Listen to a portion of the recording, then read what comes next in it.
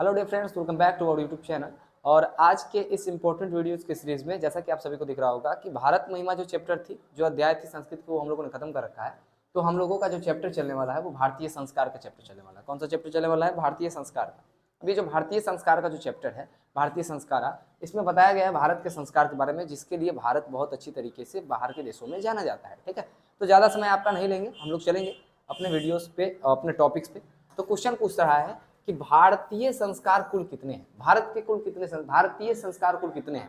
यानी कि भारत में संस्कार जो बनाए गए हैं, ठीक है, वो संस्कार कुल कितने संस्कार है? तो देखो, आप लोगों ने सुना होगा कि 16 संस्कार होते हैं। कितने संस्कार होते हैं?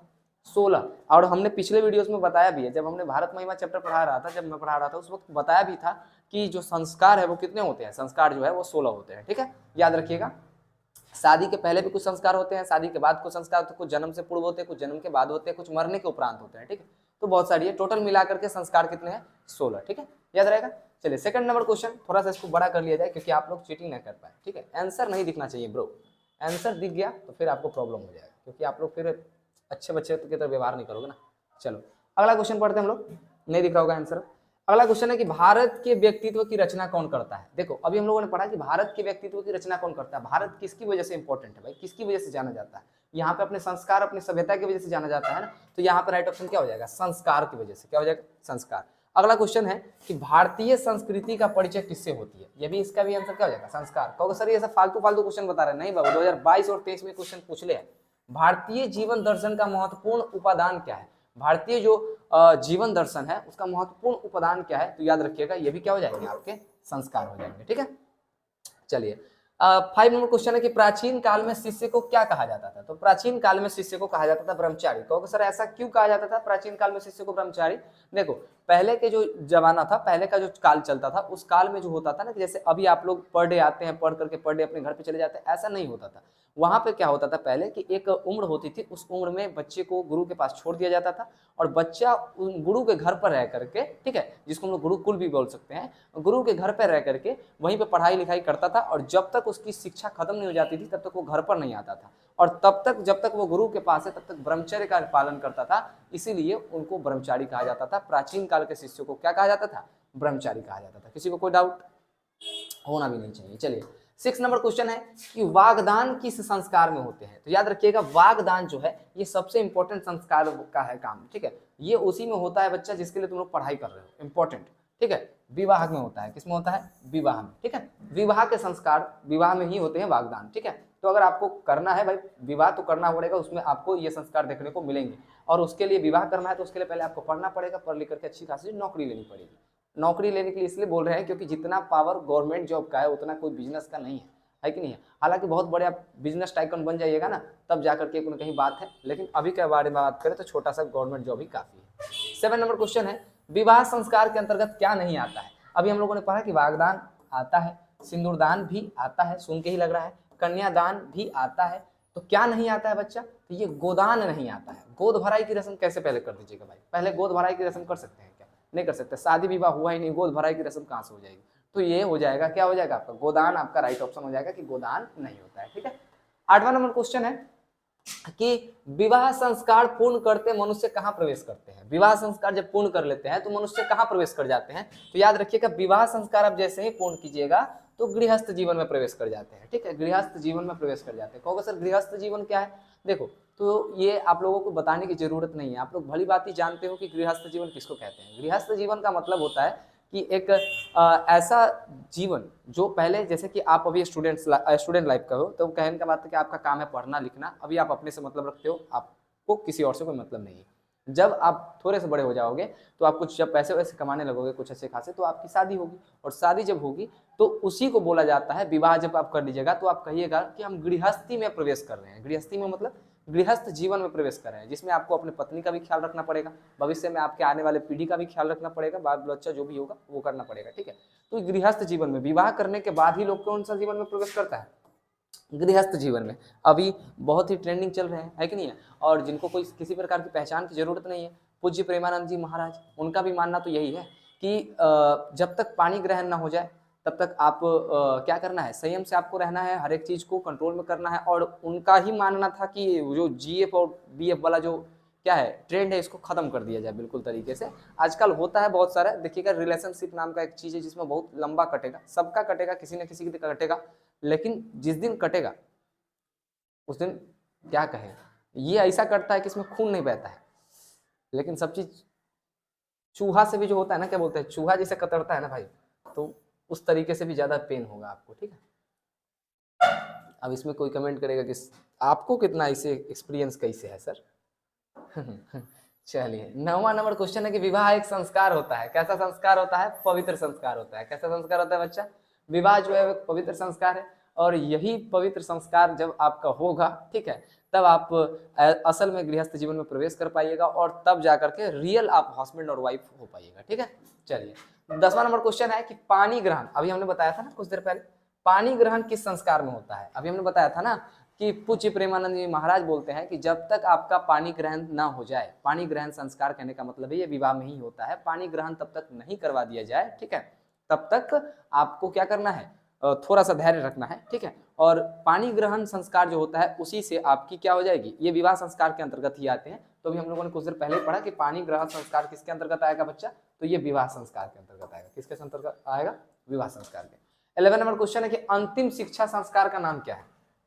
शिक्षा का जो संस्कार है उसमें अंतिम शिक्षा संस्कार का क्या नाम है भाई, तो याद रखिएगा समावर्तनम नाम है इसका। क्या नाम है, समावर्तनम, ठीक है।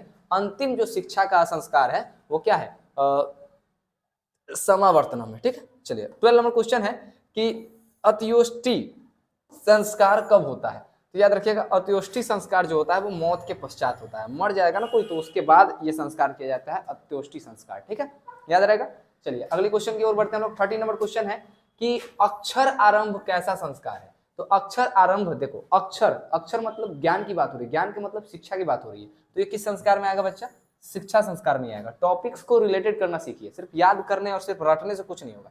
14 नंबर क्वेश्चन है कि अग्नि संस्कार किस संस्कार में गिना जाता है। देखो अग्नि संस्कार किस संस्कार में गिना जाता है, तो जब वर और वधु फेरे लेते हैं तो किस चीज के फेरे लेते हैं, जब आपका कभी विवाह होगा, ठीक है, तो आप जब फेरे लोगे तो किस चीज का फेरे लोगे, अग्नि का फेरा लोगे ना, 7 वचन दोगे, उस वक्त अग्नि को साक्षी मानकर मैं ये 7 वचन देता हूं, ऐसा कुछ बोलोगे, ठीक है, तो वो विवाह संस्कार में ही होता है, ठीक है, याद रखिएगा। 15 नंबर क्वेश्चन है कि गर्भाधान संस्कार का प्रयोजन क्या होता है। गर्भाधान संस्कार का, गर्भाधान कहने का मतलब है कि गर्भ धारण करने का संस्कार, ठीक है, तो इसका मतलब क्या होता है, इसका प्रयोजन क्या होता है, तो इसका प्रयोजन होता है कि गर्भस्थ शिशु में संस्कार रोपण, ठीक है, क्योंकि हम लोग भारत के व्यक्ति, भारत के नागरिक है, भारत के लोग हैं, ठीक है, हम लोगों का जन्म भारत में हुआ है, तो हम लोगों का ऐसा मान्यता है कि बच्चे जो होते हैं जब गर्भ में आते हैं तो उनके अंदर ये क्या किया जाता है, संस्कारारोपण होता है, तो उसी को क्या बोला जाता है, गर्भाधान कहा जाता है, ठीक है। 16 नंबर क्वेश्चन है कि अन्य प्राशनम को किस संस्कार में गणना की जाती है, किस संस्कार में गणना की जाती है, तो याद रखिएगा अन्य प्राशनम, सॉरी अन्न प्राशनम, तो ये याद रखिएगा शैशव संस्कार में आते हैं। किस संस्कार में आएगा बच्चा, शैशव संस्कार, शिशु की जो अवस्था होती है उस वक्त। अन्न प्राशनम का मतलब होता है अन्न को ग्रहण करवाने वाला, ठीक है, संस्कार, तो वो याद रखिएगा। 17 नंबर क्वेश्चन है कि प्राचीन काल में ब्रह्मचारी कहाँ पढ़ते थे, तो अभी हम लोगों ने आपको पढ़ाया कि गुरु के घर पर पढ़ते थे। कहाँ पढ़ते थे बच्चा, गुरु के घर पे। 18 नंबर क्वेश्चन है कि प्राचीन काल में शिष्यों को क्या कहा जाता था, तो याद रखिएगा प्राचीन काल में शिष्यों को क्या कहा जाता था, आपको ऑप्शन देख करके मालूम पड़ रहा होगा कि ब्रह्मचारी कहा जाता था। क्या कहा जाता था, ब्रह्मचारी। 19 नंबर क्वेश्चन है कि संस्कार के प्रायः कितने प्रकार या विभाग होते हैं, तो संस्कार के प्रायः कितने प्रकार या विभाग होते हैं, तो याद रखिएगा 5, ठीक है, 5 कहोगे सर, अभी तक आपने बोला था 16, देखो वो संस्कार 16 होते हैं, ये प्रकार पूछ रहा है कि कितने प्रकार के संस्कार होते हैं, जन्म से पूर्व, जन्म के बाद होता है, विवाह वाला संस्कार होता है, मौत के बाद होता है, एक क्या बोलते हैं शिशु अवस्था में होता है, तो ये सब है 5 संस्कार होते हैं। करा कि सीमांतोनयन किस प्रकार का संस्कार है, तो याद रखिएगा सीमांतोनयन जो होता है वो जन्म पूर्व संस्कार होता है। जन्म पूर्व संस्कार कहने का मतलब है कि शिशु के जन्म लेने से पहले ये संस्कार किया जाता है, सीमांतोनयन संस्कार, ठीक है। 21 नंबर क्वेश्चन है कि सप्तपदी क्रिया किस संस्कार में संपन्न की जाती है, तो याद रखिएगा सप्तपदी क्रिया जो है वो किस संस्कार में, तो सप्तपदी, देखो सप्त से सौ से सप्त, और सप्त से याद रखना 7, और 7 फेरा याद रखना, 7 फेरा कहाँ लेते हो तुम, विवाह में, ठीक है, ट्रिक है याद करने का, ठीक है, तो कोई जाकर के कमेंट में ज्ञान मत देना कि हाँ ये बोल रहे हैं चाहे वो बोल रहे हैं, ट्रिक बता रहे हैं, ज्यादा उस पर फोकस ना करो बच्चा, ट्रिक पर ध्यान दो। बाकी कमेंट सेक्शन में हम कमेंट जो आप करते हो तो हम पढ़ते ही है थोड़ा मोड़ा, ठीक है, ऐसा नहीं कि नहीं पढ़ते हैं, बिल्कुल साफ नहीं पढ़ते हैं, लेकिन हाँ थोड़ा सा लिमिटेड कमेंट रहेगा तो अच्छी बात है। चलिए कोई दिक्कत नहीं। अगला क्वेश्चन है कि साहित्य ग्रंथों में गोदान कर्म का नामांतरण को क्या कहा जाता है? याद रखिएगा, गोदान कर्म जो था इसका नामांतरण करके बदल दिया गया है गोदान संस्कार। क्या कर दिया गया है? गोदान संस्कार। ठीक है। 23 नंबर क्वेश्चन है कि सप्तपदी क्रिया किस संस्कार में होती है? अभी हमने बताया था कि 100 से सप्त, 100 से 7 फेरा, 7 फेरा तो विवाह, तो याद रखिएगा विवाह संस्कार। ठीक है। 24 नंबर क्वेश्चन है कि केशांत समावर्तन संस्कार किस संस्कारों में होता है? तो देखो शिक्षा के संस्कार में, शिक्षा का सबसे अंतिम संस्कार का नाम भी क्या है? समावर्तन, है कि नहीं है ना? कुछ देर पहले पढ़े हो। चलो 25 नंबर क्वेश्चन है कि केशांत संस्कार में कौन सा कर्म होता है बच्चा? तो याद रखिएगा केशांत संस्कार में जो होता है वो छौड़ कर्म होता है। कौन होता है? छौड़ कर्म। ठीक है, केस उसको काटने वाला, छिल छिल के हटा देगा। समावर्तन संस्कार का उद्देश्य क्या है? तो समावर्तन संस्कार का उद्देश्य है कि गुरु गृह से गृहस्थ जीवन में प्रवेश करना। ठीक है, गुरु के घर से शिक्षा दीक्षा प्राप्त करके जाइए बच्चा, विवाह शादी कीजिए, विवाह शादी करके अपने घर को बसाइए। ठीक है, घर बसा करके अच्छे खासे से जीवन व्यतीत करो। और क्या। 27 नंबर क्वेश्चन है कि केशांत संस्कार कहाँ होता है? तो अभी हम लोगों ने बताया ना कि गुरु गृह में होता है केशांत संस्कार, यहीं से खत्म करवा दिया जाता है, उसके बाद गृहस्थ जीवन में आप प्रवेश कीजिएगा। कर्मकांड ग्रंथ किस शास्त्र के अंतर्गत आता है? ये जो कर्मकांड ग्रंथ है वो किस शास्त्र के अंतर्गत आता है? तो याद रखिएगा वो कल्प शास्त्र के अंतर्गत आता है। किस शास्त्र के अंतर्गत? कल्प शास्त्र के। 29 नंबर क्वेश्चन है कि कन्यादान किस संस्कार में होता है? ये कोई बच्चा बता देगा यार। विवाह संस्कार में कन्यादान किया जाता है लड़की के पिता द्वारा। ठीक है, चाहे पिता कभी कभी मामा भी करते हैं, कभी कभी चचा भी करते हैं, कोई भी कर सकता है। शिष्य का प्रथम छौर कर्म कहाँ होता है? तो प्रथम छौर कर्म बताए थे ना कि गुरु के घर पर ही होता है, टकला उकला करके भेज देगा भाई। 31 नंबर क्वेश्चन कि शिक्षा समाप्त होने के पर गुरु शिष्य को कहाँ भेजता है? तो गुरु शिष्य जो है, गुरु जो है वो शिष्य को अपने घर भेज देता है कि जाओ बच्चा, बहुत दिन से तुम मेरे पास है कि नहीं, अब जाओ अपना घर पर जाओ, गृहस्थी जीवन बताओ, बात खत्म। शैशव अवस्था के संस्कार कितने हैं? देखो शैशव अवस्था, बच्चे में जो संस्कार होते हैं शैशव अवस्था में 6 संस्कार होते हैं। कितने संस्कार होते हैं? 6 संस्कार। बच गए 10, वो भी आगे गिना देंगे। शिक्षा संस्कार कितने होते हैं? तो शिक्षा संस्कार होते हैं भैया आपके 5। कितने हो गए टोटल? 6 5 11 हो गया। अभी क्या को बचा हुआ है? 5 और बचा हुआ है, वो भी गिनवा देंगे। ठीक है। 34 नंबर क्वेश्चन है कि पुंसवन संस्कार कब होता है? तो पुंसवन संस्कार जो होता है वो जन्म के पहले होता है। क्या होता है? जन्म के पहले होता है। ठीक है।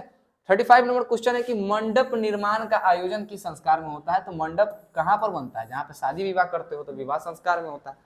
36 नंबर क्वेश्चन है कि मनुष्य का गुण दोष किससे निर्धारित होता है बच्चा? तो याद रखिएगा संस्कार से ही उसका गुण और दोष निर्धारित कर दिया जाएगा कि आप में क्या क्या गुण है। अगर आप किसी की जाकर के पैर पढ़ लो, कोई बड़े आदमी है आपसे रेस्पेक्टेड आदमी, अगर उनसे इज्जत भाव से जाकर के आप उनको प्रणाम करो तो वो क्या कहेंगे कि संस्कार लड़के के बहुत अच्छे हैं, आपका गुण उसी वक्त डिसाइड हो जाएगा कि बहुत अच्छा लड़का है। ठीक है, लेकिन वही थोड़ा सा अगर आप एटीट्यूड दिखाओ, सोच सकते हो ना क्या इम्पैक्ट पड़ सकता है संस्कार दिखाने से और न दिखाने से, ये आपको भली भांति मालूम पड़ जाता होगा। ठीक है, चलिए 37 नंबर क्वेश्चन है कि मुख्य अवसर पर किन लोगों का मिलन होता है?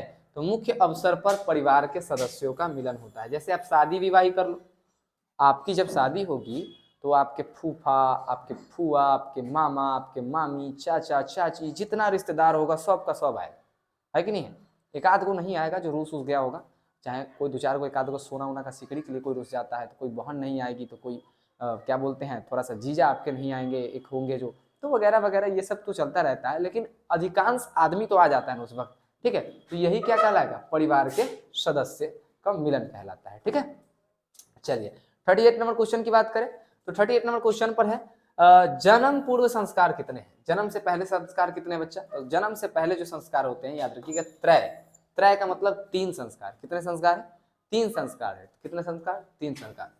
गोदान किस संस्कार का मुख्य कर्म है? तो गोदान जो है वो किस संस्कार का है? तो गोदान जो है वो याद रखिएगा गोदान किस संस्कार का है? केशांत संस्कार का। ठीक है, चलिए 40 नंबर क्वेश्चन के बारे में बात करें तो गृहस्थ जीवन का एक कौन संस्कार है? तो गृहस्थ जीवन का एक संस्कार जो होता है वो गृहस्थ जीवन में जाने के लिए आपको विवाह करना पड़ता है, तो ये संस्कार विवाह के रूप में आ जाएगा। किसी को कोई डाउट तो बोल दो, होना नहीं चाहिए। ठीक है, 41 नंबर क्वेश्चन है कि गुरु के घर में शिष्य किसको पालन करते हुए अध्ययन करते हैं? तो गुरु के घर में शिष्य जो है वो किसको पालन करते हुए भाई? तो याद रखिएगा शिक्षा के नियम को, किसके? शिक्षा के नियम को पालन करते हुए क्या करते हैं? ग्रहण करते हैं। ठीक है, चलिए आगे और बढ़ते हैं। कह रहा है कि नामकरण को किस संस्कार में गना जाता है? तो नामकरण को शैशव संस्कार में गना जाता है। जब आप छोटे बच्चे होते हो ना तभी आपका नाम रख दिया जाता है। ठीक है, अगला क्वेश्चन, उपनयन संस्कार का अर्थ क्या है? तो उपनयन संस्कार का अर्थ होता है कि गुरु के द्वारा शिष्य को अपने घर लाना। गुरु जो आता है और शिष्य को अपने घर पर ले जाता है कि चलो बच्चा तुम्हारे पढ़ाई का वक्त हो रहा है, अब तुम चलो। ठीक है, 44 नंबर क्वेश्चन है कि भारतीय संस्कृति की अद्वितीय विशेषता क्या है? तो भारतीय संस्कृति की अद्वितीय जो विशेषता है वो है आपका संस्कार। ठीक है, 45 नंबर क्वेश्चन, जाति कर्म किस संस्कार में होता है? तो याद रखिएगा जात कर्म किस संस्कार में होता है? देखो बच्चा जब जन्म लेता है तो जन्म लेने के बाद उसका जात भी डिसाइड हो जाता है, जात कर्म संस्कार। ठीक है, तो शैशव संस्कार में ही उसको भी क्या कर जाएगा, गिना जाएगा। ठीक है, चलिए 46 नंबर क्वेश्चन के बारे में बात करें तो चरित्र का निर्माण किससे होता है? तो अभी हम लोगों ने कुछ देर पहले ही पढ़ा था कि चरित्र का निर्माण जो होता है वो आपके संस्कारों से हो जाएगा।